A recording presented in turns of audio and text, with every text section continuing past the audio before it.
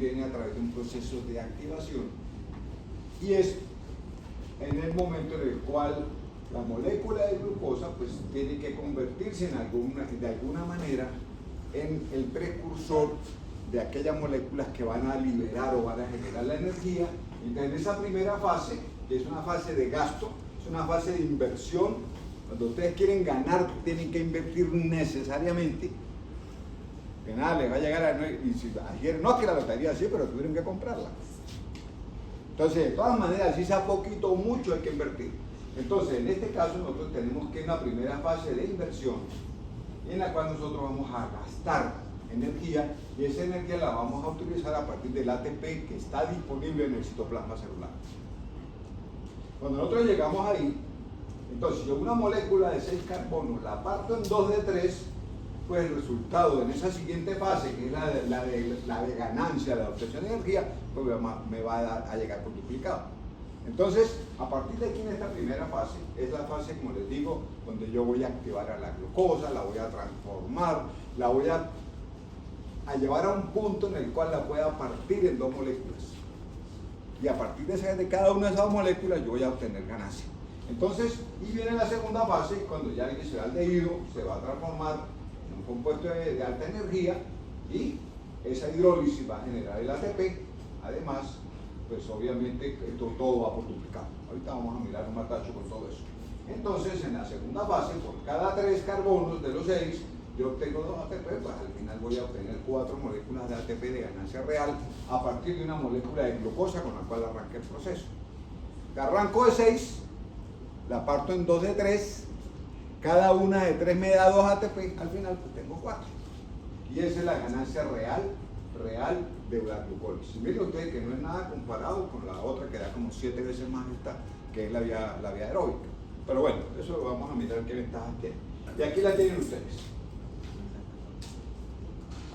Este es el recorrido, arrancando de esta moleculita de 6 carbonos para llegar a ese carbono. Entonces nos vamos a encontrar aquí que primero la glucosa, tan pronto entra a la célula, automáticamente es reconocida por una enzima que es una exocinasa. La mayoría de los tejidos tienen exocinasa. El hígado tiene, además de esta, tiene una propia que se llama la glucosinasa, o sea que solo reconoce glucosa.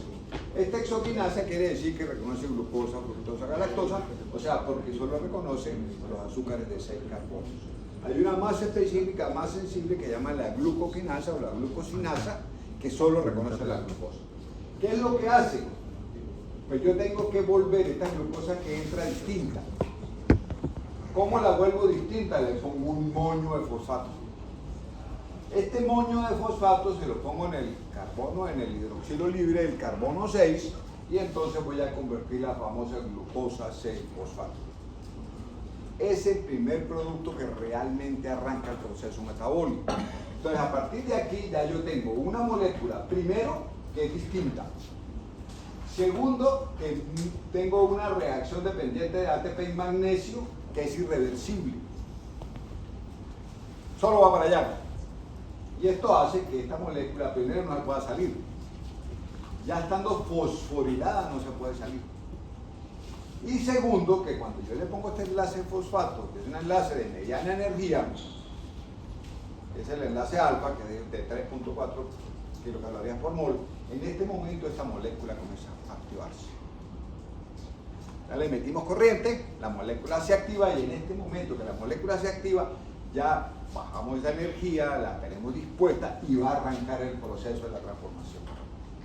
Recuerden cuando hablamos de energética que ahí siempre había que gastar un poquito para activar antes de empezar el desorden de desarmar y quitarle toda la energía que lleva. Entonces, en este momento, en este paso, que es uno de los pasos clave de la glucólisis, son 2 pasitos clave que hay por aquí y aquí, nosotros vamos a tener que la glucosa entra libre, activa la exocinasa por un gradiente, por un estímulo inducido por sustrato. La exocinasa es dependiente de ATP y magnesio y automáticamente el ATP se gasta, quedando el ADP, y este enlace fosfato me sirve para hacer este enlace alfa que queda en la glucosa y la convierto en glucosa 6-fosfato, la molécula activa que ya no se va a devolver porque hay un paso irreversible. Cuando nosotros arrancamos a degradar, automáticamente empieza este proceso. Hay una orden que señala que los procesos de síntesis tienen que pararse. Yo no puedo darme el lujo, o el hígado no va a hacer el lujo de estar gastando y estar produciendo a tiempo. En este momento la glucólisis arranca cuando necesitamos energía. Entonces vamos siempre a ir en el sentido de producir ATP.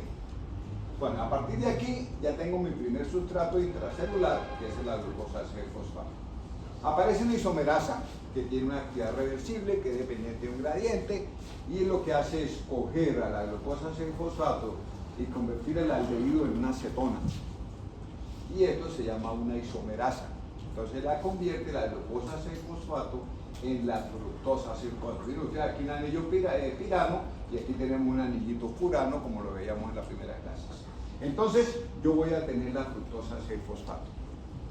Yo les decía a ustedes que en el hígado del paciente, por eso le dicen a uno, no, es que no hay como la miel, no hay como el azúcar de las frutas para los diabéticos que no coman dulce, que el azúcar de la remolacha, que son de la fructosa es mejor. Claro, es mejor porque cae más adelante. Entonces se va a utilizar más rápido. ¿Sí? Entonces cuando al paciente diabético ustedes le reemplazan la glucosa por fructosa, lo que le están ahorrando es un pasito a la enzima, que es un puntico de control nada más y nada menos. Se den cuenta de que para la gente que no tolera el azúcar normal, la glucosa, le vamos a dar fructosa porque le va a ir mejor. Tengan cuidado. El cuento es distinto, señor. Pero no sería exactamente lo mismo porque la fructosa la pasa a glucosa. Lo estamos hablando en el hígado. ¿Sí? El hígado, acuérdense que el hígado recibe todo y lo transforma. Y una de las cosas que el hígado hace de manera activa es la glucólisis. ¿Sí? Entonces, lo que no podemos decir es que el músculo va a coger fructosa o que el riñón va a coger fructosa, o el cerebro no, porque todo esto del hígado solo va a salir glucosa. Entonces, cuando captan la fructosa que viene, acuérdense ustedes que pasa por difusión facilitada en el intestino, tiene su propio transportador, entonces a partir de ahí nosotros vamos a tener una disponibilidad importante de fructosa en el sistema portahepático, llega al hígado y estoy hablándoles si esto estuviera pasando en el hígado. Por lo general ustedes van a encontrar en los textos que utilizan al hepatocito de modelo. ¿Sí? O sea, el hepatocito es el modelo para estudiar la bioquímica de lo que ustedes quieran, que hace de todo.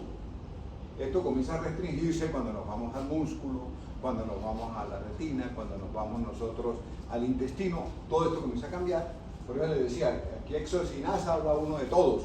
Ya hay tejidos que tienen glucosinasa, que solo es para glucosa, porque no tienen sino glucosa como posibilidad. El hígado tiene la capacidad de cogerlos a todos. Y al final, pues las isomerasas hacen la tarea de volver la galactosa, la manosa, la fructosa en glucosa. Bueno, llegamos a la fructosa 6-fosfato y nos encontramos nosotros con una enzima clave, fundamental, berraquísima, que es terriblemente mañosa, que se llama la fosfofructosinasa. Aquí la fosfofructosinasa, miren ustedes que es la segunda enzima de la ruta que es regulada. Igual se modifica alostéricamente, depende de la concentración de ATP, depende de la concentración de magnesio, depende de la concentración de ADP, se puede regular por AMP, es inhibida, la insulina la estimula, el glucagón la inhibe, o sea, vamos a tener señales hormonales. Esta enzima es una enzima clave en el metabolismo. ¿Por qué? Porque es la encargada de producir la fructosa 1,6-bisfosfato. Y tan pronto llegamos nosotros aquí, ya no tiene reversa. Porque esta molécula de fructosa bifosfatada, ¿sí? Es el producto de un paso irreversible de una enzima sometida a todos los tipos de regulación que ustedes quieran, desde la inducción del gen hasta la concentración del sustrato o del producto, ¿sí? Y a partir de la fructosa el gasto de la segunda molécula de ATP en el proceso de transformación, y aquí obtengo el producto de mi primera fase que implica esta línea. ¿Sí? Y es como yo este producto de 6 carbonos lo convierto en 2 productos de 3. Y uno de esos productos de 3 es el gliceraldehído trifosfato, 3-fosfato, perdón, o la hidroxiacetona fosfato. Son los dos productos de la primera fase de la glucólisis.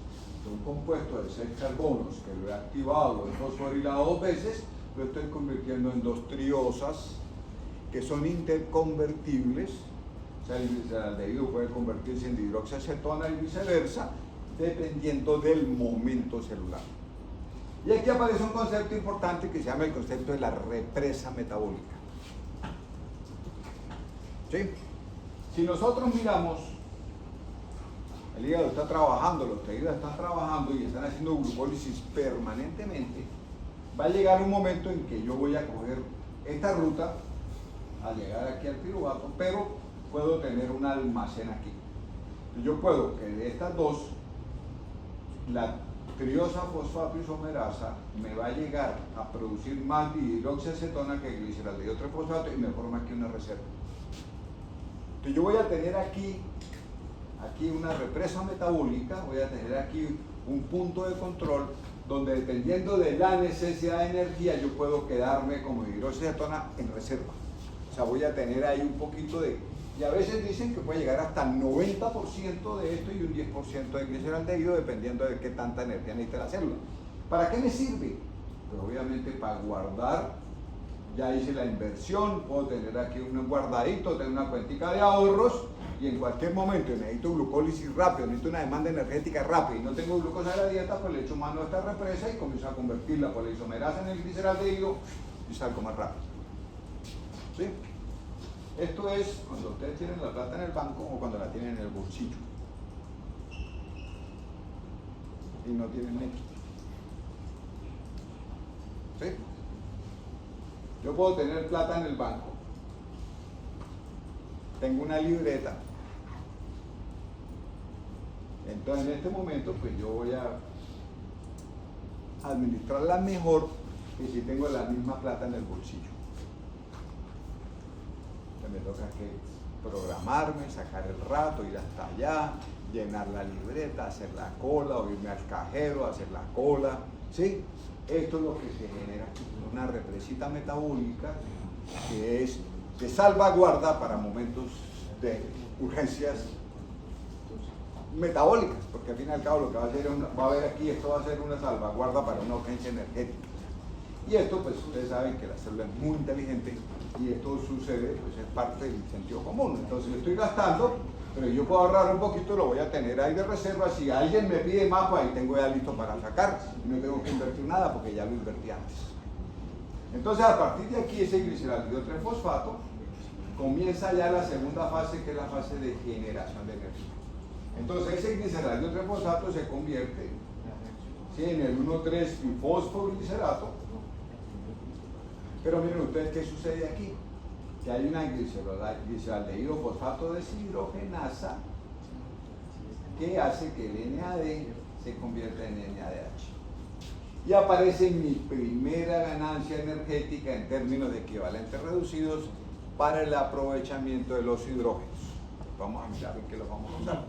Señor, ¿podría volver a explicar en qué condición la hidroxiacetano fosfato se convierte en gliceraldehído 3-fosfato? Porque si no hay fructosa no debería moverse la reacción a la izquierda. ¿me repiten, por favor? Bueno, la fructosa no se convierte en gliceraldehído Y en hidroxiacetona. Sí, señor. Si no hay fructosa, ella se movería a la derecha para generar. ¿Cómo así que si no hay fructosa? O sea, entiendo qué pasa con usted que si no hay fructosa, ¿por qué no va a haber fructosa? Porque sirve como reserva metabólica, ¿no? ¿Ah? El acetano fosfato sirve como reserva La metabólica. fructosa ya se partió en 2 de 3. La represa está en que este puede ser el 80 y este el 20.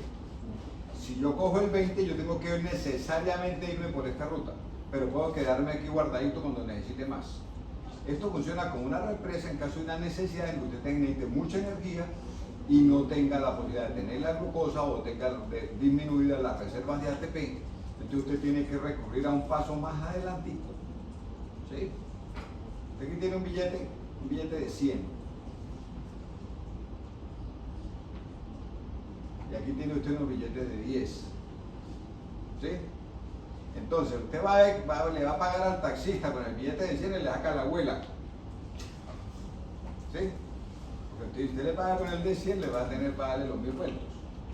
Entonces, ¿qué es lo que nosotros tenemos aquí? Que esto va a tocar usted que cambiarlo, tiene que pensarlo bien antes de gastarlo, y eso es lo que hace la celda. Él tiene un guardado, tiene una reserva, por si en algún momento se necesita. Por aquí hay poquita de glucosa, y esto es lo que sucede en los tiempos de los ayunos después del ayuno corto. En el ayuno, cuando ustedes acaban de comer, están en esta ruta, el hígado está en glucólisis, lo acabamos de comer, ¿cierto?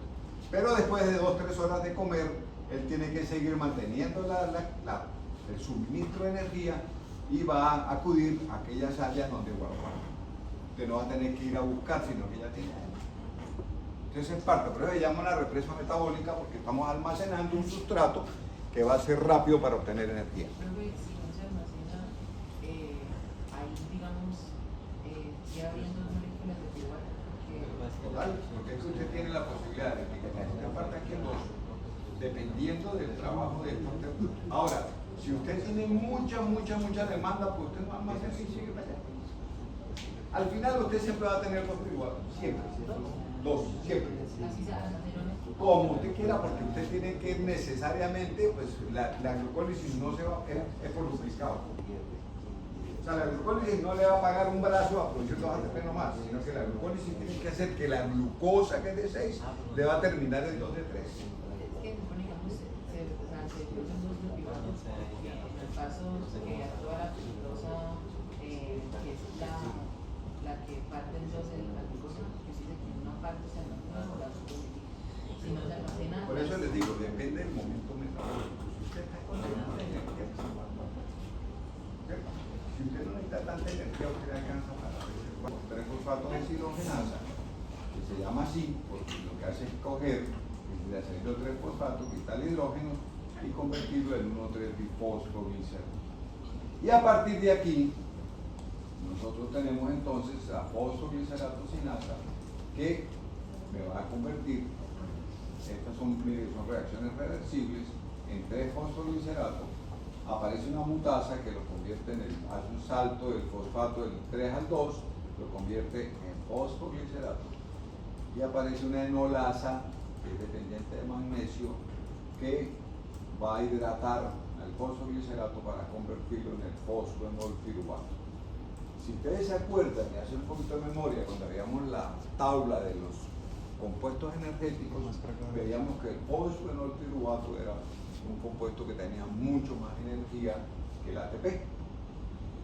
En este momento, este enlace de enol-fosfato y esta enzima que se llama la piruvatocinasa, que es una enzima clave, fundamental, trascendental, importantísima en la glucólisis, dependiente de ATP y magnesio, hace que se rompa el fosfato, que va al ADP para hacer ATP, y el compuesto que me queda libre al final del citoplasma de la glucólisis es el piruvato. Toda esta vuelta, mire, tiene un paso irreversible dependiente de ATP, que es la hexocinasa. Un paso irreversible dependiente de ATP, que es la fosfoglucosinasa. Un paso irreversible que genera ATP, aquí, que es el paso de la fosfoglicerato-sinasa, y un paso irreversible que genera ATP, que es el paso de la piruvatocinasa, que también me genera energía.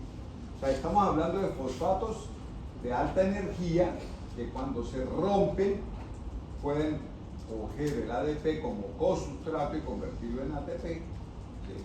Y esto hace pues que nosotros vamos a tener aquí la generación de 2 moléculas de piruvato y 2 por 2, 4 moléculas de ATP.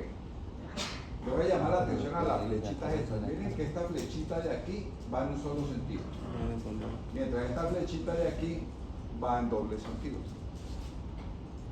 Este pasito que ustedes ven aquí es común entre la glucólisis y la gluconeogénesis. Sí, o sea que yo puedo no solamente hacer ATP, sino que el ATP lo puedo gastar en este mismo paso, devolviéndome por esta reacción de la fosfoglicerato-sinasa, es reversible. Entonces, este es en resumen el fenómeno glucolítico, que es la reacción más importante del metabolismo de los carbohidratos. ¿Sí?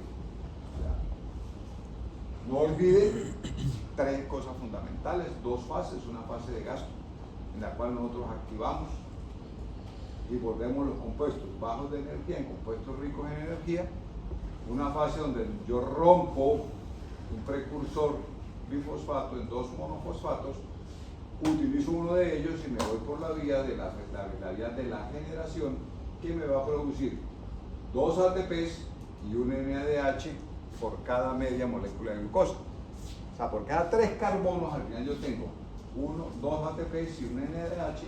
Por molécula de glucosa tendré 4 ATPs y 2 NADH. ¿Sí? Bueno, vamos a volver eso letras.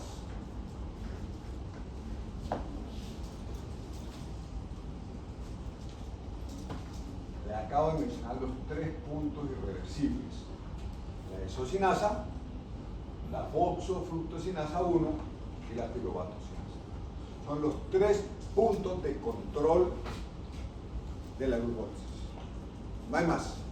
Y a partir de ahí, estas enzimas se regulan alostéricamente por ATP, por AMP, por citrato, producto del ciclo de Krebs, por fructosa 2,6-bisfosfato, y también interviene la insulina de glucagón, que ya ustedes la conocen.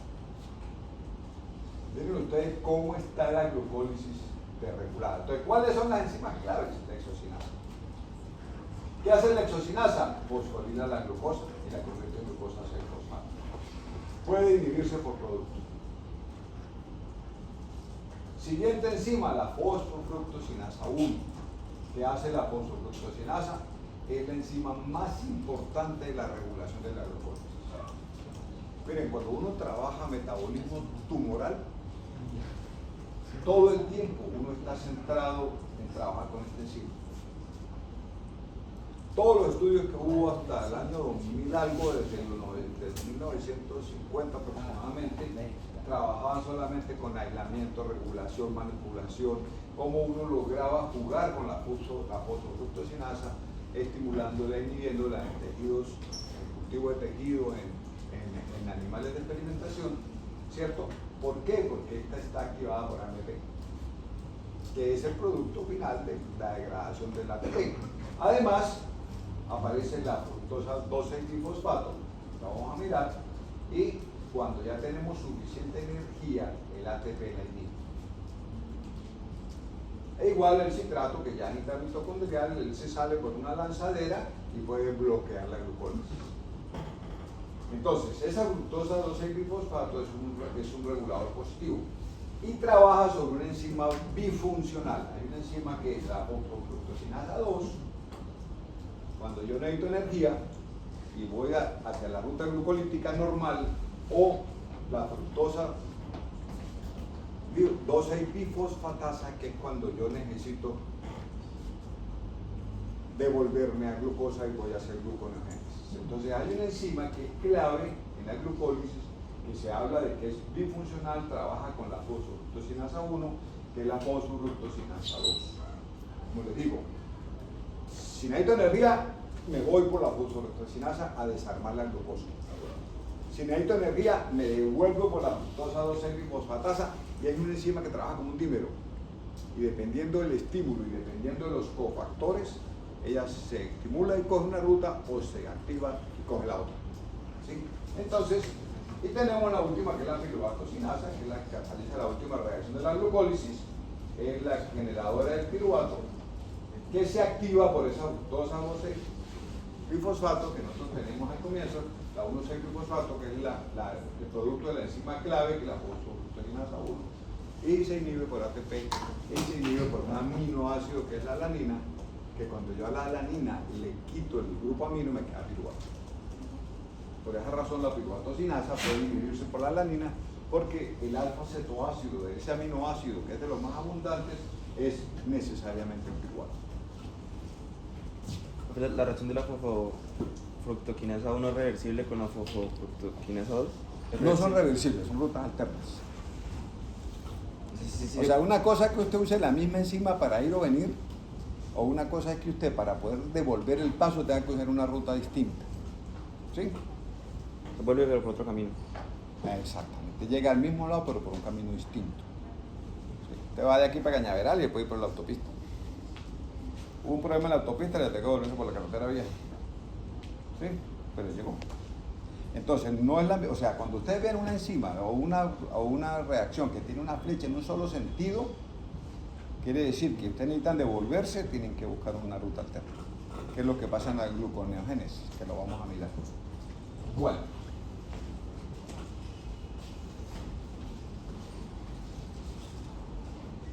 ¿Cómo juegan las hormonas en la glucólisis?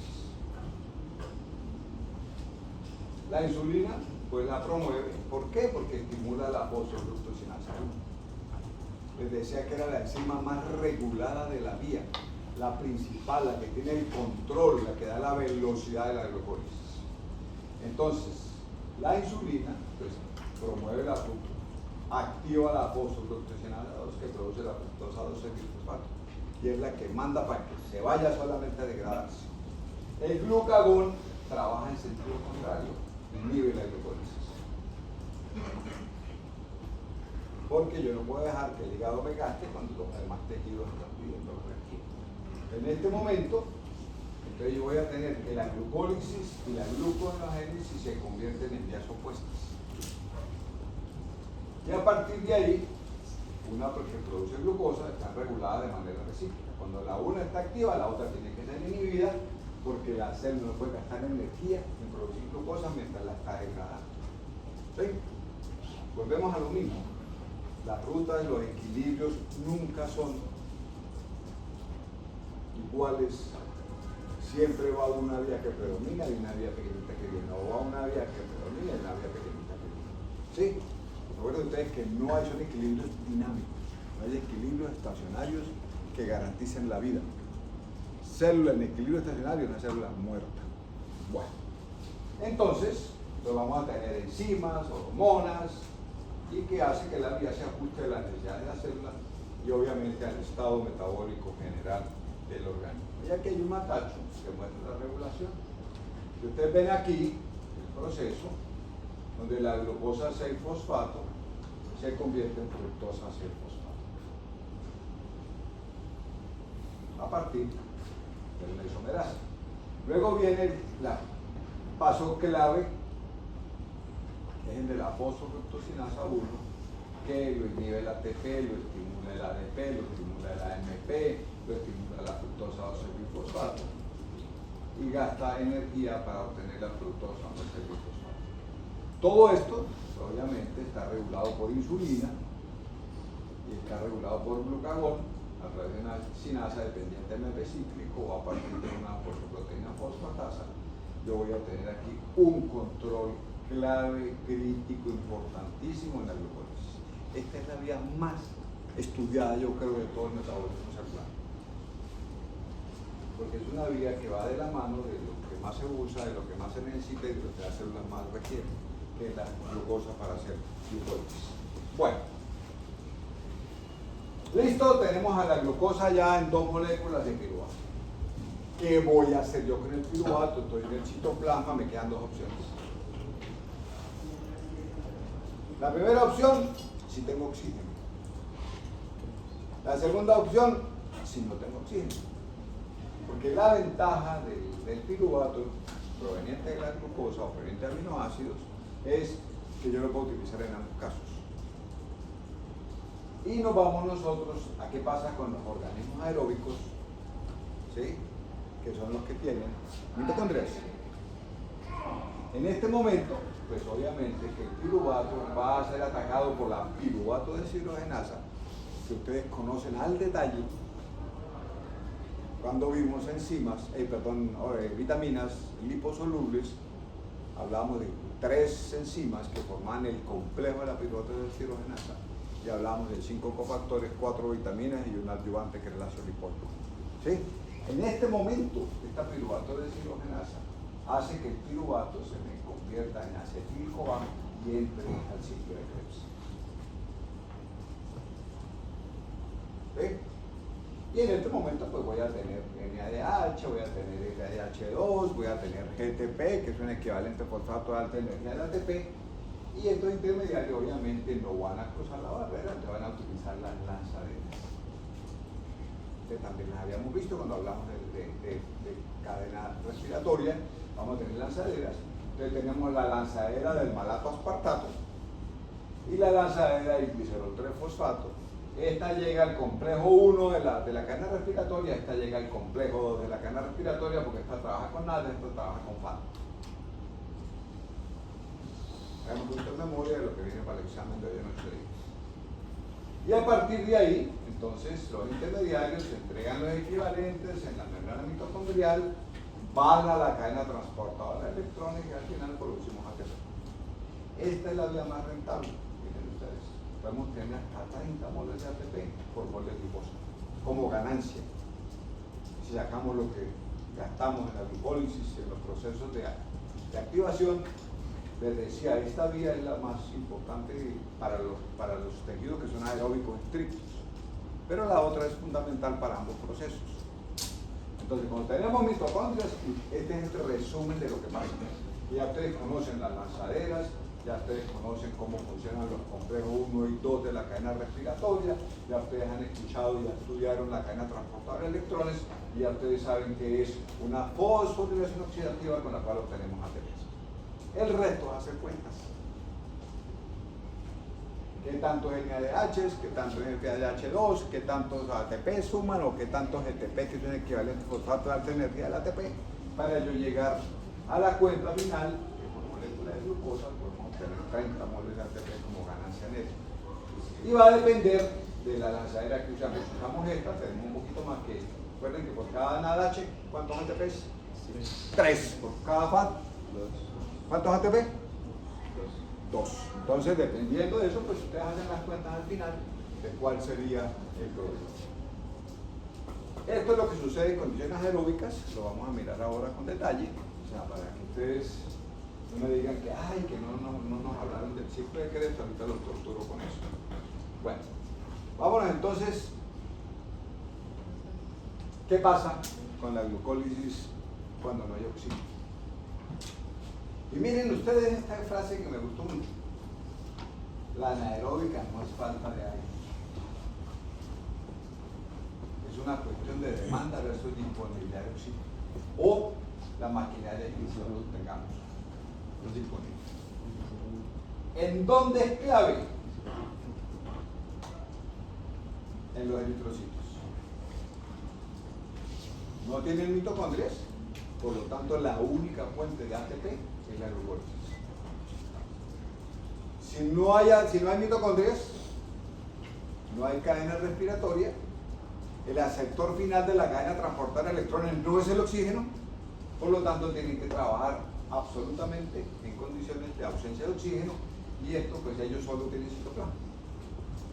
Entonces todo lo que contamos ahorita de la glucólisis, llegando aquí ahorita miramos el paso a paso. Segundo, en el músculo esquelético. Durante el ejercicio intenso, durante el ejercicio explosivo, ya tuvieron que hacer un pique, se les pasó el bus, le salió a alguno por ahí fascineroso con un cuchillo, ¿sí? Lo van a robar, tienen que correr o tienen que defenderse. En esos momentos estamos haciendo glucólisis. ¿Ustedes han visto a Usain Bolt cuando corre los 100 metros planos o los 200 metros planos? ¿Qué es lo que hace antes de arrancar? ¿No lo han visto? ¿No le han puesto los cuidados? A todos los velocistas.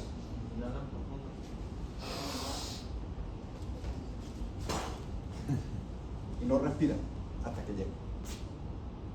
No pueden perder energía, no pueden perder tiempo, no pueden desgastarse con los movimientos respiratorios. Los piques de 100, 200 y 400 metros planos son anaeróbicos.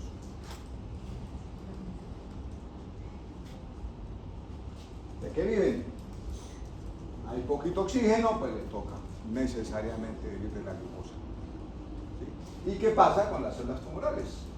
Ayer hablaba con algunos compañeros de ustedes de este tema, que se llama el efecto Barbour. Este efecto Barbour no es más que hacer glucólisis en presencia de oxígeno. Yo les decía a ustedes, así como tenemos tejidos normales, la retina, el testículo, el ovario, que son capaces de producir, de hacer glucólisis anaeróbica en ausencia de aquí hay una glucólisis anaeróbica en presencia de oxígeno. O sea, las células tienen mitocondrias y todo, pero predomina hay un divorcio entre la piruvato deshidrogenasa y el ciclo de Krebs. Ahí está el secreto. Es lo que le pasa a la célula tumoral. Entonces tenemos una represa de piruvato. Como no alcanzamos a llegar a la mitocondria, pues nos toca necesariamente que trabajar en el citoplasma para obtener energía, y entonces hacemos, así tengamos oxígeno, vamos a generar el producto de la anaerobiosis, que es el ácido láctico, ¿cierto? Entonces nosotros vamos a tener que el eritrocito, el músculo durante el ejercicio, las células tumorales y en los tejidos que hacen hipoxia, un infarto, una isquemia, una trombosis, un embolismo, el daño lo produce la isquemia, y es porque los tejidos entran en falla de oxígeno, no llega sangre, no llega oxígeno y les toca hacer anaerobiosis. Y el tiempo da la posibilidad de recuperación. Entre más tiempo se demore en el intervenir, en el quitar el trombo, quitar la obstrucción, revascularizar, obviamente que la hipoxia va a generar un daño que puede ser en el tiempo sostenido. Entonces uno de los órganos que yo no pongo aquí es el sistema nervioso. El sistema nervioso es aeróbico estricto, por eso no está aquí, pero depende del efecto de la glucosa. Por eso es que cualquier isquemia cerebral, cualquier del origen que sea, por vasoespasmo, por obstrucción, por un trombo, por lo que sea, pues va a generar un daño, y ese daño en el sistema nervioso, que solo usa glucosa, no tiene la disponibilidad, puede ser irreversible dependiendo del tiempo. Ustedes ven que hoy alguien hace un ataque isquémico de cualquier naturaleza, y lo primero que hay que hacer es trombolizarlo, si es obstructivo. Entonces lo primero que tienen que hacer es meterse con un catéter, meterse con unas enzimas, una uroquinasa, una esterotoquinasa, lo que sea, endovenosa, y eso se traga el coágulo. Tienen que garantizar el flujo y la permeabilidad de los vasos, porque cualquier momentico de isquemia puede terminar en un shock y la muerte de la persona por el infarto, ya sea cerebral, mesentérico, pulmonar, cardíaco, porque es que no hay solo, la gente solo cree que hay infartos cardíacos. Cualquier tejido al que se le tape un vaso que le suministra energía y alimento se puede infartar. Entonces te van a ir a hablar de infartos mesentéricos, que son toda la cavidad abdominal, o van a ir a hablar de infarto hepático, infarto cerebral, infarto pulmonar, infarto cardíaco. Entonces, a partir de ahí, acuérdense ustedes que el glóbulo rojo, el músculo esquelético y las células tumorales viven de la glucólisis anaeróbica para ciertas condiciones metabólicas. ¿Qué es lo que pasa ahí? ¿Cuál es el paso crítico? La fermentación láctica. ¿Qué quiere decir eso? Que el principal objetivo de la vía anaeróbica no solo es producir ATP, sino también regenerar el NAD. Quiere decir regenerar, que yo tengo que gastar el NADH que produce la glucólisis, ¿sí?, para que la ruta siga andando. Si yo no tengo quien me reciba los hidrógenos del fosfoliselato al 1,3-difosfoliselato, pues el proceso automáticamente para, porque ahí hay un punto de control. Entonces, el secreto de la glucólisis es regenerar el NAD. Y esa regeneración de NAD se debe a una enzima que se llama la lactato deshidrogenasa, que coge el piruvato y lo convierte en lactato y le quita los hidrógenos al NAD para que el NAD siga aquí rodando, haciendo que este proceso siga. Entonces, yo más piruvato tengo, las enzimas siguen produciendo más energía, porque el reactivo límite, aquí el paro lo va a dar la disponibilidad de NAD más, no el ATP. Sí, en condiciones anaeróbicas, el control de la velocidad y de la eficiencia de la ruta la da la concentración del NAD. Si yo tengo como NADH, no lo puede coger. ¿Cómo hago yo para que esto se reoxide, para que el proceso siga empezando la fase de producción?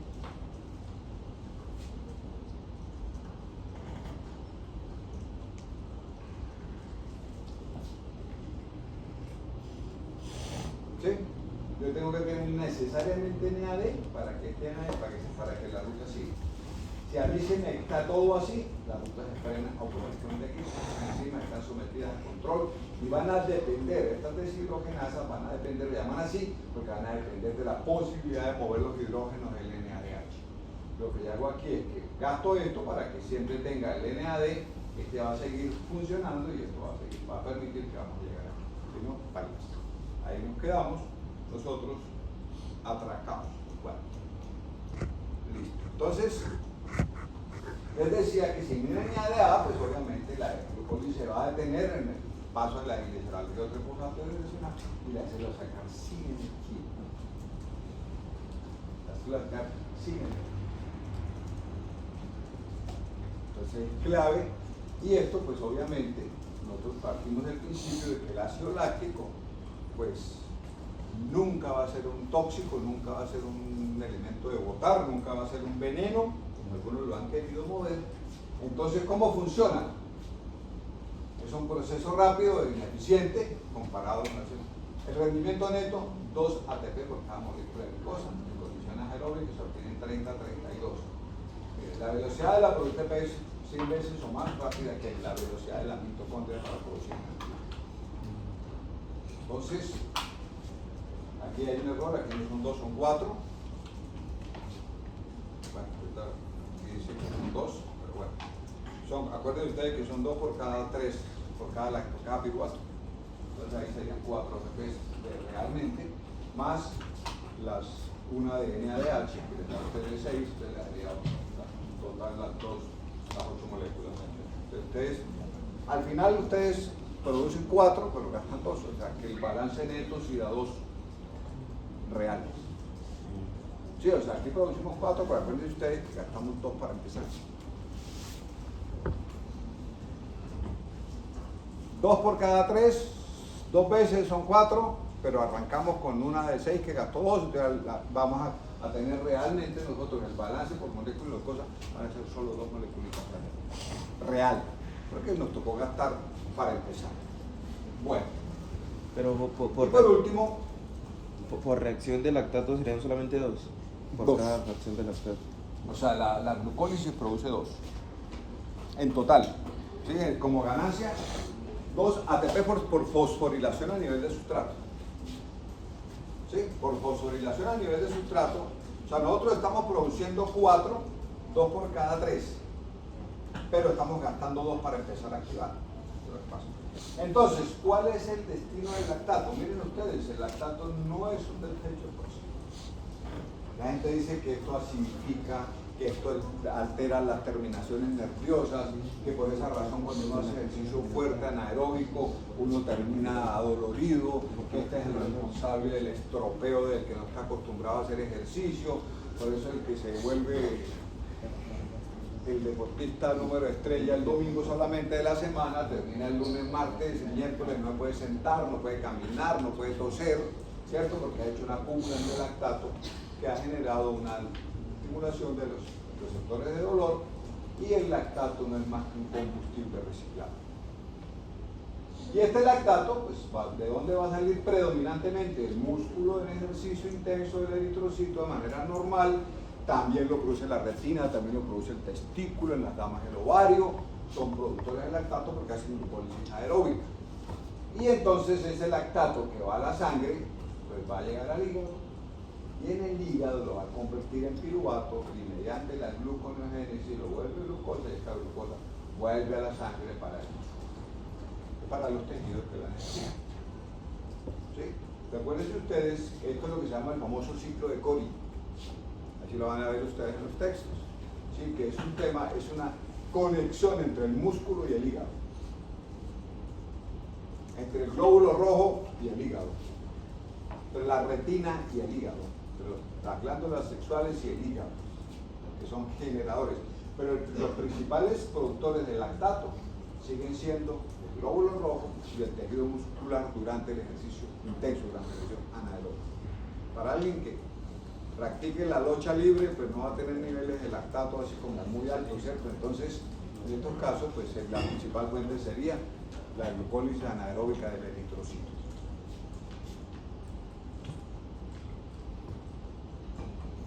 ¿Preguntas? Espero que estén lo suficientemente confundidos. Sí, ya estamos. Si lo están, me lo estoy bien servido. ¿Ah? ¿Claro todo hasta aquí? 3 cosas clave. Primera, glucólisis es la principal ruta energética del metabolismo de los carbohidratos.